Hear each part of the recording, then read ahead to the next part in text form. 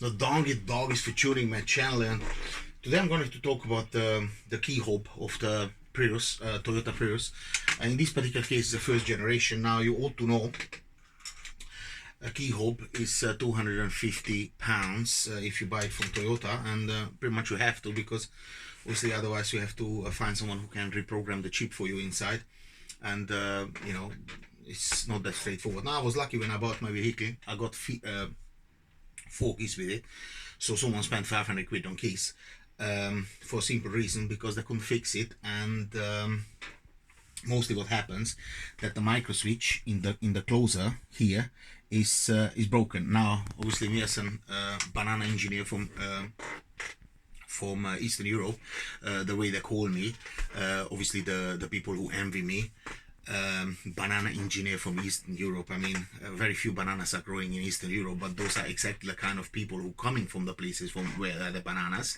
They have no idea what's going on. The look of my videos is like, whoa, wow, put this guy down. But anyway, this is just for the YouTubers who want to become YouTubers, and on the merge to be, don't let yourself put down. And if you have a video where people gain like very funny comments, just stop the comments and au revoir. Anyway, now what's happening here on this particular case, it just opens every now and then, so I suppose the battery is dead. Now the micro switch I already fixed. The only problem is, well, it's not a problem, it's actually a genius design by Toyota. It's completely waterproof. It's completely waterproof, and those buttons are embedded within the gummy. This is like a rubber. Now, if you wanna, you can take this thing off. Sorry, not embedded, wrong word I used. Glued on the top of the rubber. Now, here's an example how it looks like. Now, if you take the button off, on the button, there's still a rubber, so this one I already cut. That's the reason I could penetrate and change the and solder the micro switch. Now, since I have very good followers, I don't mind to open up that little lid, just to show you guys how it looks like. But I think this is the one actually I didn't fix, because it doesn't feel like, no, this one I didn't fix. This is the one I fixed. This is the one I fixed. I don't want to take it out now because obviously I gaffer taped it up. But the button here, which is actually this button, is right here. So I'm still using this button with this gaffer tape which goes over it to be able to press it. Now, of course, I could glue that on here, but if it pops off, I lose the button. So better safe than sorry. Always use a gummy, right? Now let me just pop this battery. Which one? It definitely works. This one, you can hear the car, right? And then theoretically I should be back in business. But I'm really impressed with this design by Toyota, because it's completely waterproof. And even the battery holder, the battery cap, has a little gummy around it, a bit of rubber, which obviously makes sure that water and any type of liquid, wherever you put the keys, you know what I'm trying to say here, it's not, your key is not affected. So if you quickly have to leave your girlfriend, your mistress' house, and it was a very wet environment, you can be sure that your car definitely comes on, because the key is working. Doesn't matter what you keyed before. You know, I'm just saying, you know, there's some weird people out there, you know, I heard. Right. So let's pop this and swap this battery. I mean, one battery is bad and the other one is worse. So obviously, I don't even know. Opala. So this is like trial and error. I need to get those batteries. I need to buy those batteries so that I have some real ones, because this potentially could be 10 or 15 years old. Who knows?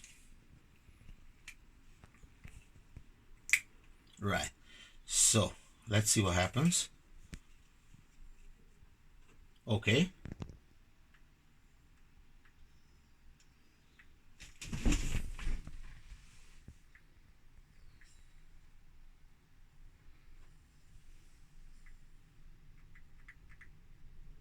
Now this is extremely bizarre. It closes, it locks the car, it unlocks the car, but it doesn't lock it.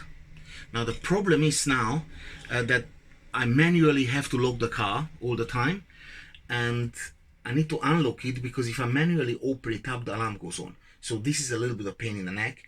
And now I don't know, is that again that the battery is just on the way out, and unfortunately my multimeter ran out of battery, so I can't even check it. But I believe with a brand new battery, brand spanking new battery, that would work. So I might have another shot. There is a battery in it as well, so now I'm gonna check it. But I told you, one battery is bad and the other one is worse, so it's just I don't know which one is which one. But let me give that another chance, because theoretically electronically doesn't make any sense that it locks, it unlocks, but it doesn't lock. So yeah, of course in electronics these things can happen, but still, let's see. Now with this battery it doesn't do anything,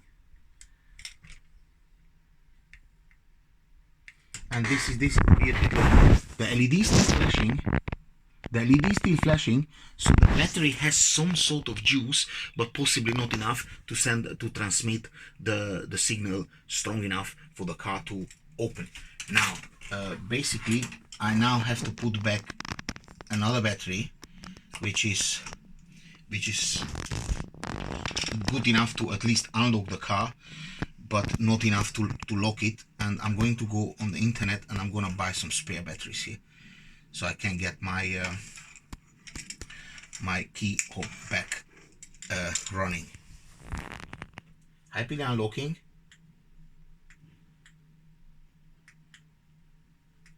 But it won't lock.